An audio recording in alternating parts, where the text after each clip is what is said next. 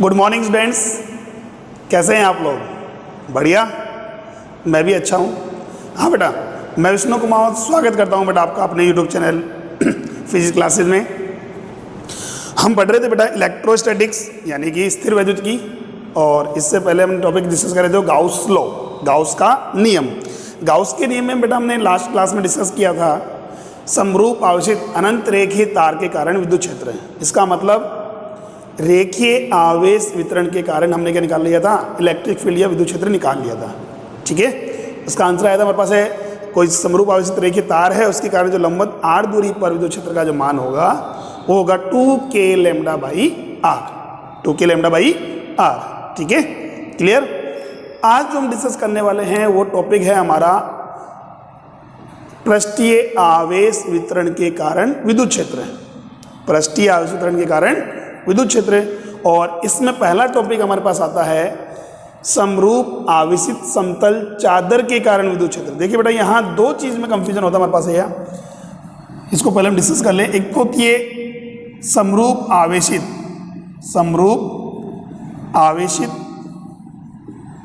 चादर, ठीक है, और एक होती है समरूप आवेशित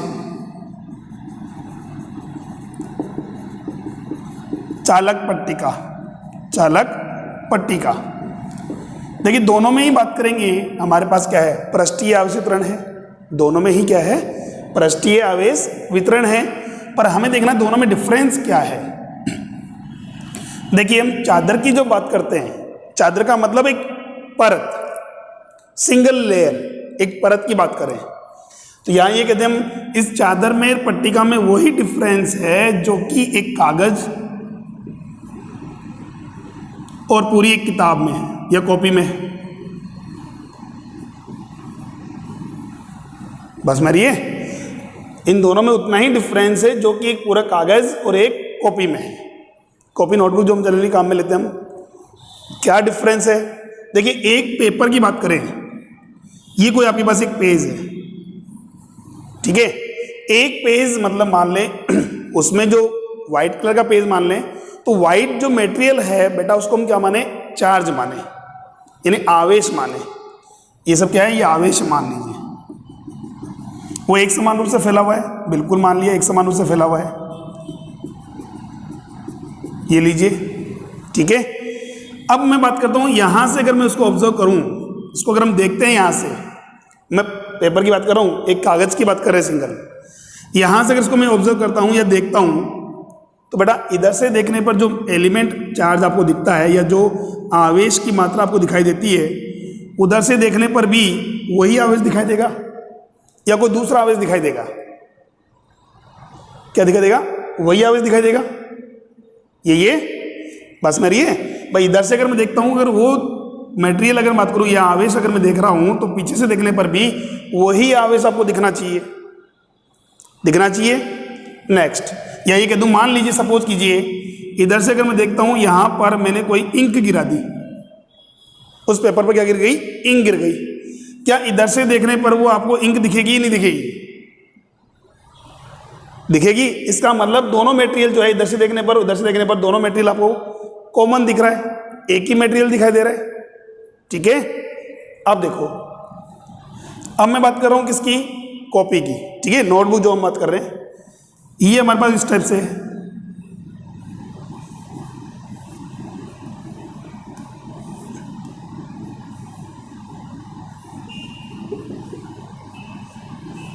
ये लीजिए, ऐसी मान लो एक कॉपी है हमारे पास है, ये किताब मान लीजिए। इसके ऊपर देखा जाए तो चार्ज होगा, तो चार्ज इसमें भी होगा, इधर भी होगा, और चार्ज जो है उसके दाईं पृष्ठ पर भी होगा, इधर भी होगा, मतलब क्लियर।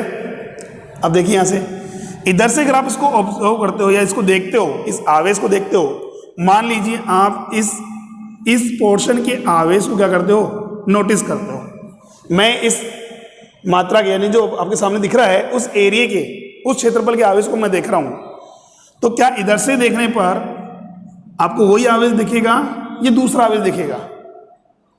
इधर से देखने पर वही आवेश दिखेगा या दूसरा दिखेगा?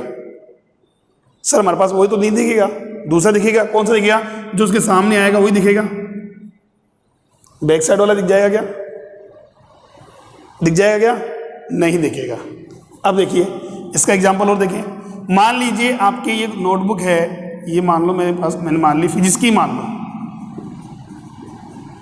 ठीक है। मान लीजिए फ्रंट के, इसके फ्रंट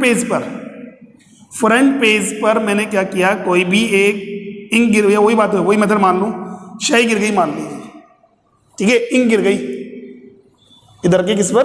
सामने वाले पृष्ठ पर। अब मैं कहूं कि आपसे कि बैक साइड से अगर आप देखो तो क्या वो आपको इंक दिखाई देगी क्या?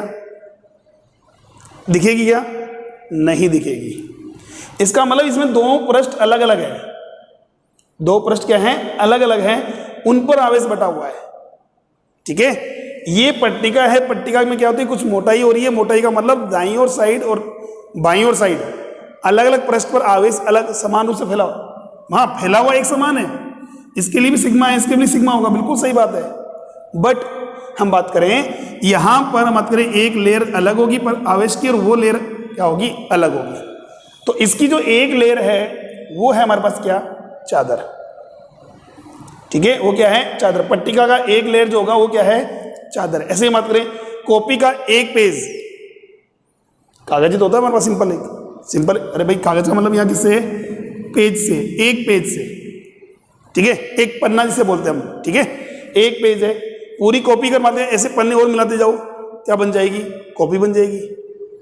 ये तो यहां नहीं हम बात करें, हमारे पास चादर का मतलब एक सिंपल एक परत बोलते हैं, आवेशित परत, पूरी एक परत है, वही क्या है? आपके पास चादर है। और इस परत की बात करें, दो परत मिलकर के कोई पट्टिका पर मिलती हैं, ये हमारे पास पट्टिका हो जाएगी। क्लियर है यहां तक? दोनों ही कहां पर होंगे? आवेश सतह पर है भाई, इसमें भी लंबाई है, इसमें चौड़ाई भी है, इसमें भी लंबाई और चौड़ाई है। जहां लंबाई और चौड़ाई द्विमीमीय आवेश की बात हो गई, वहां क्या है? क्षेत्रीय आवेश वितरण। क्या होता है? क्षेत्रीय आवेश वितरण। और उसमें हम कहां में लेते हैं? क्षेत्रीय आवेश घनत्व या पृष्ठीय आवेश घनत्व, या तो क्षेत्रीय आवेश घनत्व लो या फिर पृष्ठीय आवेश घनत्व। समझ में आ गई बात? क्या कहते हैं? सिग्मा किसे व्यक्त करते हैं? सिग्मा dq बटे dl कूलाम पर मीटर स्क्वायर, ठीक है, समझ में आ गई बात? तो यहां से मेन डिफरेंस मैंने जो हमें देखना था वो क्या था? चादर का और पट्टिका का। क्लियर? चलो आगे बात करते हैं। तो हमारा फर्स्ट टॉपिक क्या है? समरूप आवेशित समतल चादर के कारण, अनंत लंबाई की समरूप आवेशित समतल चादर के कारण विद्युत क्षेत्र निकालना है। देखिए, तो ये है गाउस का दूसरा अनुप्रयोग, second application of Gauss law. दूसरा अनुप्रयोग क्या है? समरूप आवेशित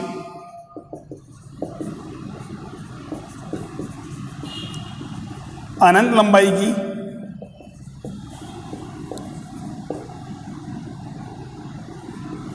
कौन सी चादर? समतल चादर के कारण विद्युत क्षेत्र। यहां विद्युत क्षेत्र का मतलब फिर वही बात करें हम, विद्युत क्षेत्र का मतलब क्या है? विद्युत क्षेत्र की तीव्रता से, ठीक है, किससे बेटा? विद्युत क्षेत्र की तीव्रता यानी कि इंटेंसिटी से। क्लियर? चलिए मान लीजिए मेरे पास क्या है, ये कोई समतल चादर है,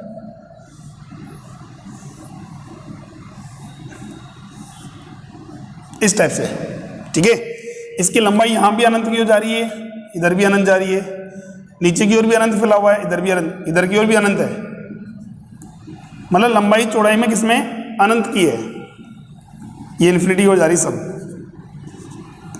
अनंत की ओर। मैंने क्या किया? उसका एक अल्पांश ले लिया, ठीक है, क्या ले लिया? उसका एक अल्पांश, कौन सा? PQRS, क्या ले लिया बेटा? एक अल्पांश ले लिया, PQRS। अब ये जो मेरे पास समतल चादर है वो एक समान रूप से आवेशित है, मतलब समरूप आवेशित त्वरण बोलते हैं इसको।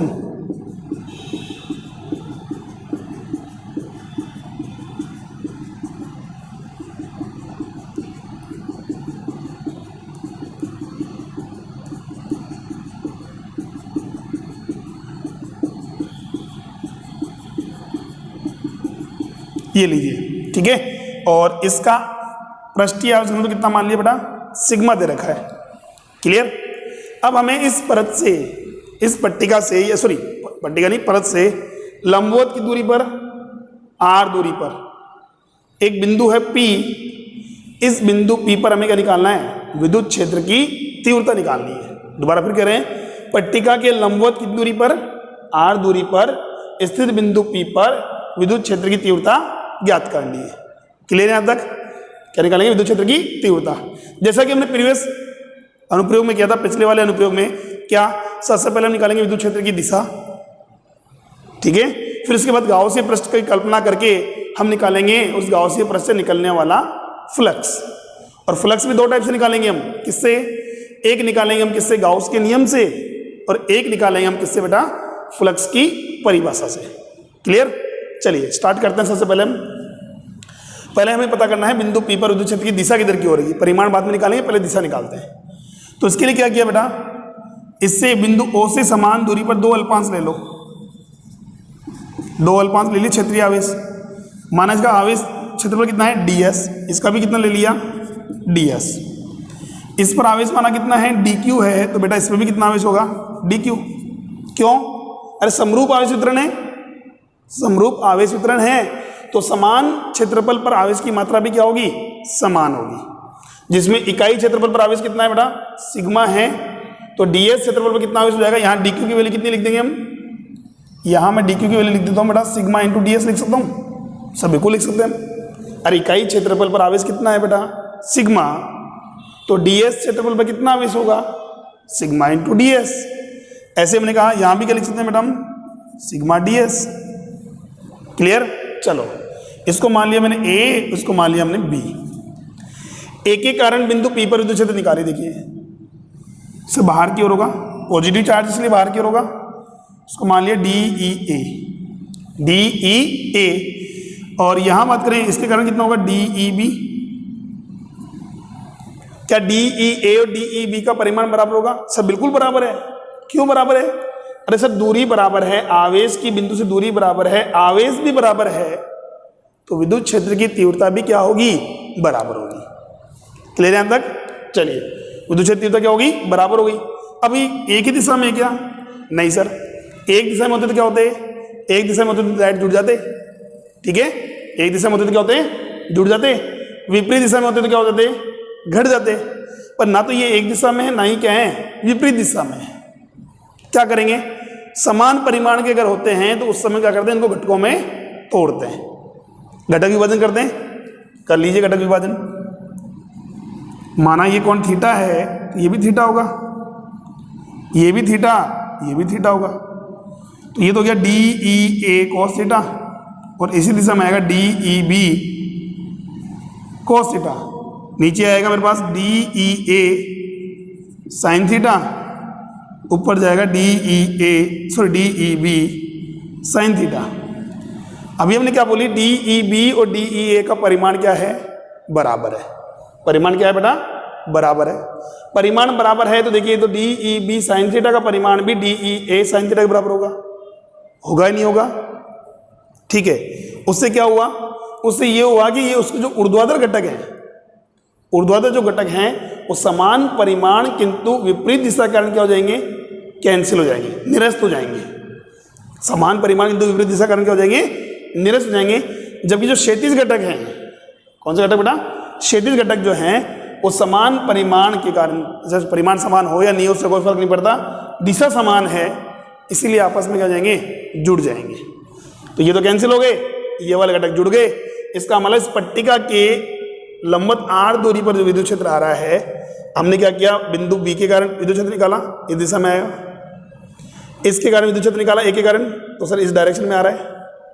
तो हमने क्या किया, दोनों घटकों में तोड़े, तो ऊर्ध्वाधर घटक जो थे वो तो क्या हो गए, कैंसिल आउट हो गए, इसे क्षैतिज घटक आपस में क्या हो गए, जुड़ गए, ठीक। अब अगर पूछूं तो विद्युत क्षेत्र दिशा क्या होगी, तो सर इस समतल चादर के कारण जो विद्युत क्षेत्र है उसकी दिशा उसके लंबवत किधर की ओर होगी, बाहर की ओर, लंबवत किधर की ओर, बाहर की ओर। भाई यही तो काम करेगा, साइन थीटा तो काम कैंसिल हो रहे हैं हमारे पास, कोस थीटा जुड़ जाएंगे। क्लियर। इसका मतलब ये हुआ कि हमेशा क्या होगी, समतल चादर के कारण विद्युत क्षेत्र जो होगा उसके लंबवत होगा। अब प्लस चार्ज है तो बाहर की ओर होगा और माइनस चार्ज है तो अंदर की ओर होगा। अभी कौन सा चार्ज है बेटा, ये सर प्लस चार्ज है, तो प्लस चार्ज के कारण विद्युत क्षेत्र किधर की ओर होना चाहिए बेटा, बाहर की ओर होना चाहिए। क्लियर है यहाँ तक? तो यहाँ से तो हमने क्या निकाला, उसकी दिशा निकाली है। जब भी एग्जाम में अगर ऐसा क्वेश्चन आता है या डेरिवेशन इसकी आती है तो याद रहे बेटा, आप सबसे पहले क्या बताओगे, इससे दो अल्पांश मानेंगे बराबर दूरी पर, उनके कारण विद्युत क्षेत्र दिशा निकालेंगे। तो हम ये कहेंगे कि ऊर्ध्वाधर घटक तो क्या हो जाएंगे, कैंसिल हो जाएंगे, क्षैतिज घटक आपस में जुड़ जाएंगे।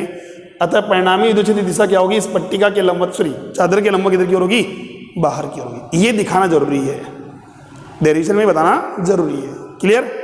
अब देखो परिमाण कैसे निकालेंगे वो भी देखो। तो हमने क्या किया, इस पट्टी का कारण, ये पट्टी का मान लीजिए, इस ओर चादर है,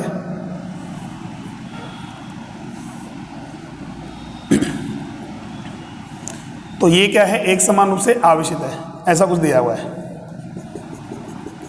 और इसका पृष्ठीय आवेश घनत्व कितना है बेटा, सिग्मा है। ये बेटा मैं 3D में दिखाने की कोशिश कर रहा हूँ। एक्चुअल में ये पट्टिका जो है वो ऐसे रखी हुई है, ऐसे नहीं है। ये कैसे रखी है, ऐसे रखी हुई है। आप इमेजिन करो बेटा, ऐसे समझने की कोशिश कीजिए कि पट्टिका ऐसे ना रख करके ऐसे रखी है, ऐसे रखी हुई है, ठीक। और इस पट्टिका से कितनी दूरी पर, लंबवत की दूरी पर, r दूरी पर, ये पॉइंट P है। यहाँ मुझे क्या निकालना है, विद्युत क्षेत्र की तीव्रता। ये सीमित नहीं है बेटा, ये अनंत लंबाई की है, पर इसका मैं क्या ले रहा हूँ, एक अल्पांश ले रहा हूँ। ये जो अल्पांश हमने यहाँ लिया था वही अल्पांश यहाँ ले रहा हूँ। क्लियर? चलिए, इस बिंदु P पर विद्युत क्षेत्र निकालना है। तो विद्युत क्षेत्र निकालने के लिए हम क्या काम में लेंगे, गाउस का नियम। और गाउस का नियम हमेशा किस पर लागू होता है बेटा, बंद पृष्ठ पर। किस पर, बंद पृष्ठ पर, यानी आवेश क्या होना चाहिए, परिबद्ध होना चाहिए, कवर होना चाहिए। क्या यहाँ बंद पृष्ठ है, नहीं है सर। तो पहले हम क्या करेंगे, एक बंद पृष्ठ यानी काल्पनिक बंद पृष्ठ की कल्पना करेंगे, जिसे क्या कहते हैं हम, गाउसियन पृष्ठ। क्या कहते हैं बेटा, गाउसीय पृष्ठ। कल हमने बताया था गाउसीय पृष्ठ कैसा होना चाहिए, बंद होना चाहिए। क्या होना चाहिए, बंद होना चाहिए। दूसरा, आवेश परिबद्ध उससे। तीसरा बात करेंगे, बिंदु P जिस पर विद्युत क्षेत्र निकालना है वो हमेशा उसकी सतह पर आना चाहिए, वो हमेशा उसकी सतह पर आना चाहिए। क्लियर? अब बताइए मुझे इसके बिंदु P पर लंबवत दूरी जो बात करें, ये पट्टिका मेरे पास है, ऐसे ना रख करके ऐसे रखी हुई है। इससे लंबवत की दूरी पर, r दूरी पर, इस बिंदु पर विद्युत क्षेत्र निकालना है। ये r इधर भी हो सकता है और ये r इधर भी हो सकता है, ऐसे भी r हो सकता है। भाई आवेश ये दोनों कॉमन ही तो है, इधर भी r हो सकता है, इधर भी हो सकता है। हाँ, इधर नहीं हो सकता, क्यों, क्योंकि लंबवत नहीं है। ये एक पट्टिका के समांतर हो गया। हमें क्या निकालना है, लंबवत निकालना है। तो लंबवत या तो ऐसे होगा, ठीक है, या फिर लंबवत हम बात करें तो ऐसे होगा। बस में आ गई। चलिए, तो हमें क्या निकालना है, बिंदु P पर विद्युत क्षेत्र निकालने के लिए क्या करेंगे, गाउसीय पृष्ठ की कल्पना करें। अब कौन सी आकृति का गाउसीय पृष्ठ कल्पना करें, कौन सी आकृति का गाउसीय पृष्ठ होना चाहिए। तो यहां हमारे पास बंद पृष्ठ के लिए गाउसीय पृष्ठ कैसा होना चाहिए बेटा। अब कई बार हम दिमाग में हमारे पास आती है कि सर बंद पृष्ठ है, कैसे भी ले लो, बंदी तो करना है इसको। तो मैंने क्या किया, स्मॉल, ये r दूरी पर बिंदु P है, इसके लिए मैंने क्या किया, इसको सेंटर मानते मैंने गोला बना दिया। क्या बना दिया, गोला बना दिया। अरे गोला तो आपने बना दिया, इसलिए पर क्या गाउसीय पृष्ठ सफल रहेगा, नहीं रहेगा। क्यों, ये केंद्र बिंदु मानता हूं तो ये दूरी मेरे पास r होगी। इससे लंबवत दूरी अगर यहां देखना चाहूं तो r तो उसके बाहर चला जाएगा। हर एक कंडीशन में, हर एक कंडीशन में बात करें, बिंदु P उसके कहां आना चाहिए, सतह पर आना चाहिए। मतलब ये कहते हैं गाउसीय पृष्ठ सममित आकृति का हो। क्या हो बेटा, सममित आकृति का हो। ठीक है, तो ऐसा अगर करते हैं तो हमारे पास दिमाग में दो ऑप्शन आते हैं। क्या आते हैं वो भी देख लो। तो हमने क्या किया, एक तो बेलन माना,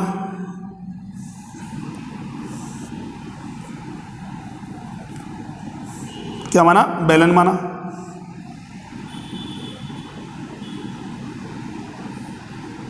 इस टाइप से, जिसका आधा भाग परत के चादर के बाईं ओर है, आधा भाग चादर के दाईं ओर है। क्लियर? या फिर इसकी जगह हमने क्या मान लिया, घनाम मान लिया।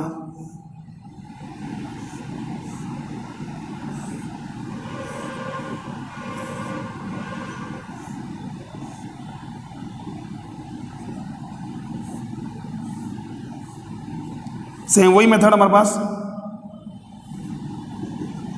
आधा भाग किधर है, पर चादर के बाईं ओर है, आधा भाग चादर के दाईं ओर। सममित आकृति में, यहां से सममित आकृति का है। अब इससे लंबा दूरी देखो, इससे लंबा दूरी बिंदु P यहाँ भी होगा, R दूरी पर ही होगा, ये बिंदु भी होगा, ये भी होगा।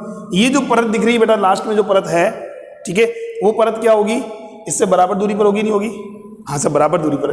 क्या गोला भी जो माना था उसके प्रत्येक बिंदु बराबर दूरी पर होंगे क्या, नहीं सर, ठीक है। तो आप इन दोनों में से कोई सी भी आकृति का मान सकते हो गॉसी पृष्ठ। तो हमने क्या किया बेटा, एक बेलन माना, जरूरी नहीं बेटा बेलन ही मानो, आप घना भी मान सकते हो, उससे कोई इफेक्ट नहीं पड़ता। हमने क्या माना, एक बेलन माना है, उस बेलन की लंबाई कितनी मानी मैंने, 2r, लंबाई बोली मैंने बेटा, त्रिज्या नहीं, लंबाई कितनी है, 2r बोली है। 2r लंबाई की त्रिज्या का मान क्या करें, बेलन मानते हैं। सर त्रिज्या कितनी होनी चाहिए, त्रिज्या कितनी भी हो उससे कोई फर्क नहीं पड़ता, अनंत तक ले जा सकते हो आप, अनंत तक ले जा सकते, फिर कह रहा हूं मैं अनंत तक ले जा सकते, उससे कोई इफेक्ट नहीं पड़ता। पर हाँ लंबाई कितनी होनी चाहिए, 2r होनी चाहिए। और कैसे रखना चाहिए बेटा, ऐसे रखा होना चाहिए कि उसका आधा भाग तो पट्टिका के, आधा भाग तो पट्टिका के दाईं ओर हो, मतलब सॉरी चादर के दाईं ओर हो, और शेष आधा भाग जो हमारे पास है वो बाईं ओर हो। ऐसे भाई ये दूरी r है, तो ये दूरी भी कितनी है, r। क्योंकि हमने बोला है सर आवेश, ये बिंदु P जो है दाईं ओर भी हो सकता है और बाईं ओर भी हो सकता है।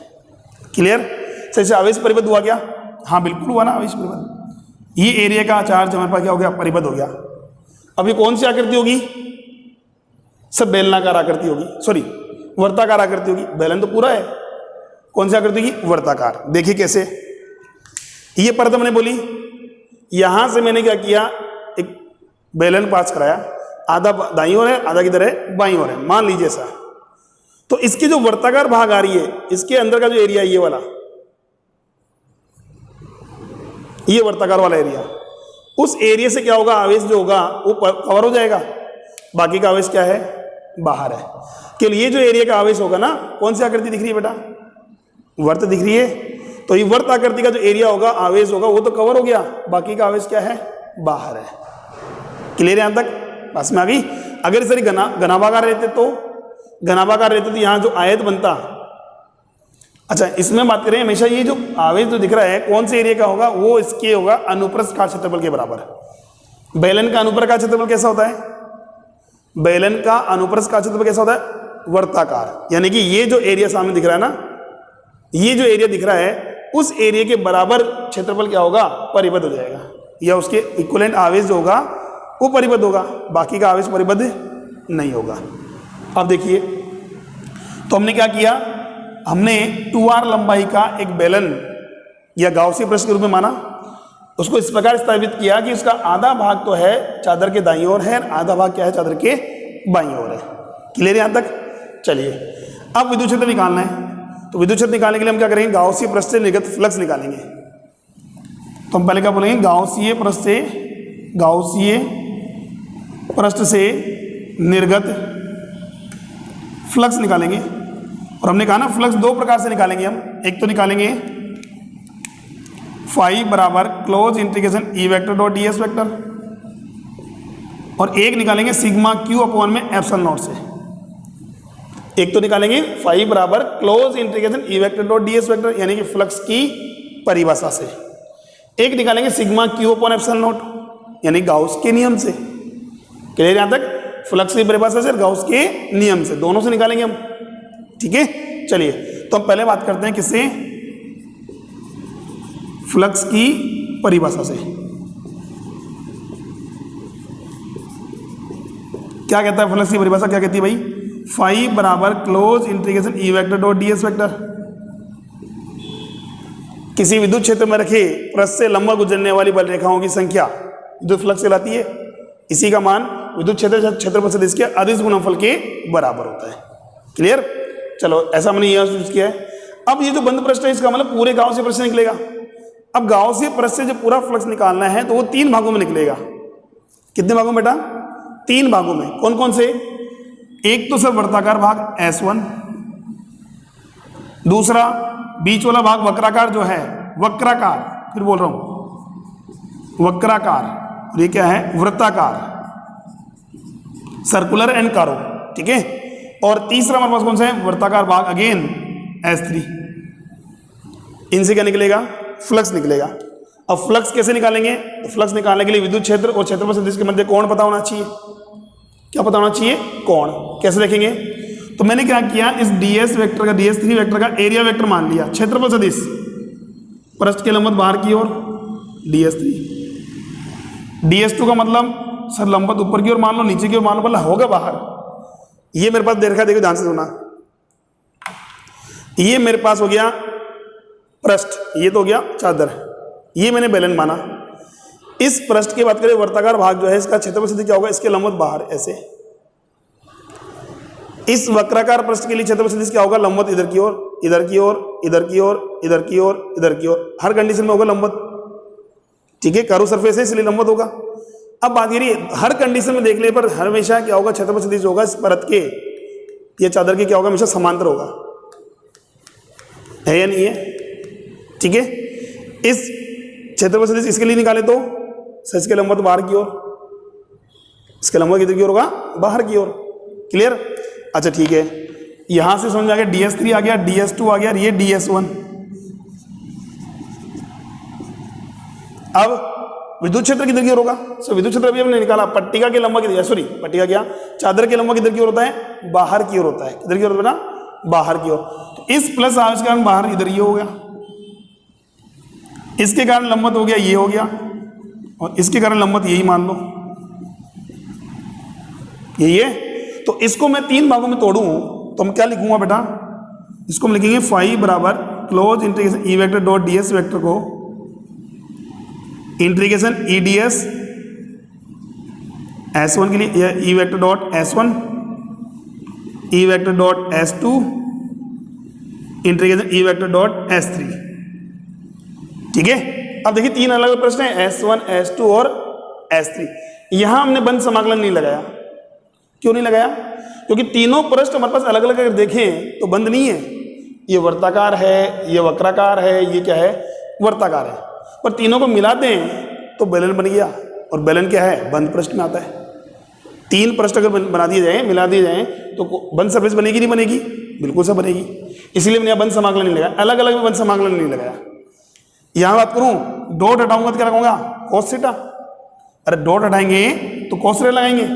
cos थीटा बात करें S1 और S3 के लिए, तो देखो विद्युत क्षेत्र और क्षेत्रफल सदिश दोनों एक ही दिशा में है, तो यहां मैं S1 व S3 के लिए बात करता हूं, थीटा कितने डिग्री हो गया, 0 डिग्री। cos 0 की वैल्यू कितनी होगी बेटा, 1 होगी। जबकि S2 के लिए देखा जाए तो विद्युत क्षेत्र बाहर है, लंबवत है, और ये S2 है सब जगह समांतर है, अरे परत के यानी चादर के समांतर है, ये चादर के लंबवत है। S2 के लिए थीटा कितनी डिग्री बेटा, 90 डिग्री। cos 90 की वैल्यू कितनी होती है, 0। cos 90 की वैल्यू कितनी होती है, 0, ठीक है। फटाफट का स्क्रीनशॉट लीजिए बेटा, इसको हम रफ करेंगे साफ करने के बाद, फिर हम इसको आगे सोल्व करेंगे, ठीक है। स्क्रीनशॉट लीजिए बेटा फटाफट।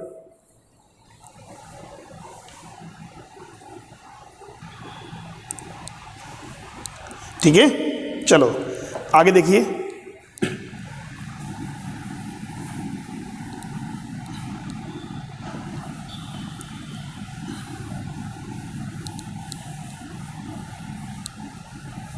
अब कीजिए समाकल, देखिए डॉट हटाने पर cos थीटा जो आएगा, इसमें तो आएगा 0, इसमें cos 0 की वैल्यू 1, इसमें भी cos 0 की वैल्यू 1, सॉरी इसमें 0, इसमें तो cos 0 1, इसमें cos 90 0, ये पूरा 0 हो जाएगा। अरे cos 90 की वैल्यू 0 है तो इसको डॉट हटाऊंगा तो cos थीटा लगाऊंगा, और cos थीटा लगाएंगे तो कितना हो जाएगा, वो 0 डिग्री हो जाएगा, सिर्फ 0 माना जाएगा।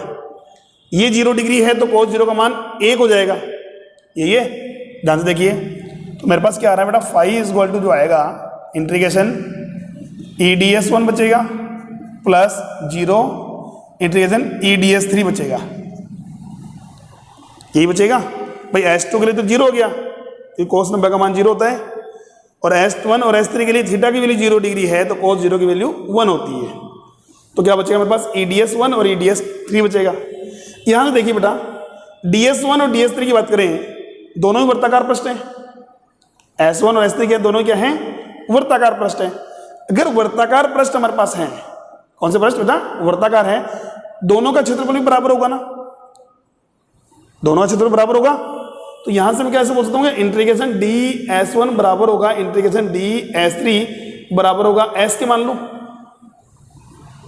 माना कि इस वर्ताकार पृष्ठ का क्षेत्रफल कितना है? s है, तो इसका भी कितना होगा? s होगा, s होगा ना। इसमें जितने भी अनुप्रस्थ का क्षेत्रफल बचेंगे, वर्ताकार बचेंगे, उन सभी का क्षेत्रफल कितना होगा बेटा? s होगा। क्लियर? तो मैं यहां से बोलूं ये e है मेरे पास है, दैट मीन्स मैं बोलूंगा e integration ds1 plus e integration ds3, इसकी वैल्यू भी s है तो इसको es प्लस es कितने टाइम हो गया? 2es। अरे यहां भी तो ऐसा आएगा और यहां भी ऐसा आएगा, कितना हो गया बेटा? 2es। समीकरण नंबर क्या मान लिया? 1 मान लिया। क्लियर? क्या मान लिया बेटा?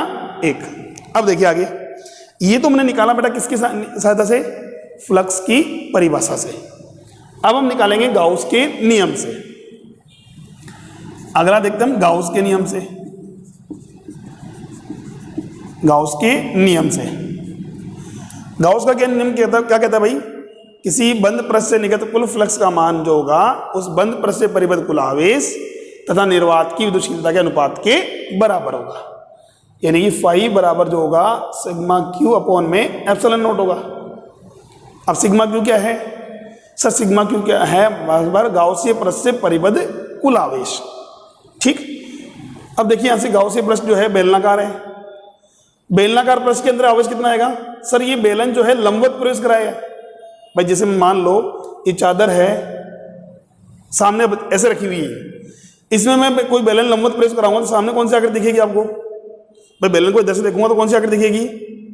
वर्ताकार। कौन सी दिखेगी? वर्ताकार दिखेगी। तो इस वर्त के अंदर वाला जो चार्ज होगा यानी आवेश जो होगा वो तो परिबद्ध हो गया, बाहर वाला परिबद्ध होगा क्या? बाहर वाला नहीं होगा। इस वर्त का क्षेत्रफल कितना होगा बेटा? सर जो इसका क्षेत्रफल होगा S1 का या जो S3 का होगा वही इसका क्षेत्रफल होगा। कितना? S माना है सर हमने। अच्छा दूसरी बात, तो इसमें परिबद्ध आवेश की मात्रा कैसे निकालेंगे? सर हमें पता है इसके इकाई क्षेत्रफल पर आवेश की मात्रा कितनी है? सिग्मा। सिग्मा मानी थी हमने पहले, कितनी बेटा? सिग्मा है। सिग्मा का मतलब है इकाई क्षेत्रफल पर आवेश। इकाई क्षेत्रफल पर आवेश सिग्मा है, तो बेटा एस क्षेत्रफल पर कितना आवेश होगा? इकाई क्षेत्रफल पर सिग्मा आवेश है तो एस क्षेत्रफल, अरे भाई ये भी एस है वर्ताकार, ये भी वर्ताकार भी एस होगा, ये वर्ताकार भी क्या होगा? एस होगा। तो बताइए कितना होगा हमारे पास? तो परिबद्ध आवेश की मात्रा होगी सिग्मा इंटू एस। कितनी बेटा? सिग्मा इंटू एस बटे एप्सिलॉन नॉट। ठीक, इसको मान लिया मैंने समीकरण 2। देखिए समीकरण 1 से भी आपने फ्लक्स निकाला है और समीकरण 2 से भी फ्लक्स बताया आपने। तो अगर दोनों फ्लक्स हमारे पास हैं तो हमारे पास क्या होनी चाहिए? LHS इक्वल है तो RHS भी क्या होनी चाहिए बेटा? इक्वल आनी चाहिए। तो दोनों ही परिभाषाओं से, गाउस के नियम से और एक फ्लक्स की परिभाषा से, फ्लक्स के लिए बराबर आनी चाहिए। इसका मतलब मैं बात करूं समीकरण 1 व 2 से, 1 व 2 से क्या होगा? 2ES बराबर होगा सिग्मा एस अपॉन में एप्सिलॉन नॉट। सिग्मा एस बटे में एप्सिलॉन नॉट। एक एस से एक एस क्या हो गया? कैंसिल आउट हो गया। ई की वैल्यू कितनी आ रही बेटा? Sigma by 2 epsilon not. ये लो, विद्युत क्षेत्र का मान कितना आ रहा है? सिग्मा बटे में 2 एप्सिलॉन नॉट। अगर सदिश रूप में लिखें इसको तो ये हो जाएगा सिग्मा बटे में 2 एप्सिलॉन नॉट एन कैप, जहां एन कैप क्या होता है? लंबवत सदिश। पॉजिटिव है तो बाहर की ओर, नेगेटिव है तो अंदर की ओर। बस में आ गई? क्लियर यहां तक? तो किसी समरूप आवेशित समतल चादर जिसका पृष्ठीय आवेश घनत्व कितना है? सिग्मा है, उसके कारण विद्युत क्षेत्र की जो वैल्यू है वो कितनी आ रही है? Sigma bye 2 epsilon not. कितनी दूरी पर? r दूरी पर क्या विद्युत क्षेत्र का जो मान है r पर डिपेंड कर रहा है क्या? r पर डिपेंड कर रहा है क्या? नहीं सर, r पर डिपेंड नहीं कर रहा। इसका मतलब अगर आपसे बोला जाए कि E और r में अगर ग्राफ खींचा जाए, विद्युत क्षेत्र और दूरी के मध्य ग्राफ खींचें तो एक समांतर रेखा आएगी। क्यों? क्योंकि E जो है r के रेस्पेक्ट में क्या है? नियत आ रहा है। क्या आ रहा है बेटा? नियत। बस में आ गई ना, कर सकते हैं सम। ई जो है वो आर के रेस्पेक्ट में क्या आ रहा है बेटा? नियत आ रहा है। ठीक है, चलिए आगे बात करते हैं। हमारे पास देखिए ये तो ई की वैल्यू होगी मेरे पास है, पृष्ठीय आवेश घनत्व सिग्मा अपॉन 2 एप्सिलॉन नॉट। दूसरी बात, क्या जो मैं बात करूं यहां से जो आवेश मेरे पास है पृष्ठीय आवेश घनत्व विद्युत क्षेत्र जो आ रहा है, क्या इस पट्टिका पर की लंबाई चौड़ाई पर भी डिपेंड कर रहा है क्या? पट्टिका की लंबाई चौड़ाई पर भी डिपेंड कर रहा है क्या? नहीं सर, ई केवल डिपेंड करता है किसके ऊपर? सिग्मा पर, पृष्ठीय आवेश घनत्व। मतलब इकाई क्षेत्रफल पर जितना ज्यादा आवेश होगा, इकाई क्षेत्रफल पर जितना ज्यादा आवेश होगा, ठीक है, विद्युत क्षेत्र की वैल्यू उतनी ही ज्यादा होगी। विद्युत क्षेत्र की वैल्यू इतनी ही क्या होगी? ज्यादा होगी। चाहे आप उसके सतह पर निकालो, चाहे उसे आर दूरी पर निकालो, चाहे 2r दूरी पर निकालो। तो अनंत लंबाई की जो समतल चादर है उसके कारण जो विद्युत क्षेत्र आ रहा है वो बेटा कितना आ रहा है? सिग्मा अपॉन में 2 एप्सिलॉन नॉट। और डायरेक्शन क्या है? लंबवत होगी। प्लस चार्ज है तो बाहर की होगी, माइनस चार्ज है तो अंदर की होगी। क्लियर यहां तक? ये था बेटा गाउस का दूसरा अनुप्रयोग। ठीक है, बस में अभी चलिए आज के लिए इतना ही है, बाकी बात हम नेक्स्ट क्लास में करेंगे। नेक्स्ट क्लास में हम डिस्कस करेंगे समरूप आवेशित चालक पट्टिका के कारण विद्युत क्षेत्र। अभी हमने निकाला चादर के कारण, नेक्स्ट क्लास में करेंगे समरूप आवेशित चालक पट्टिका कारण विद्युत क्षेत्र। ठीक है, चलिए धन्यवाद।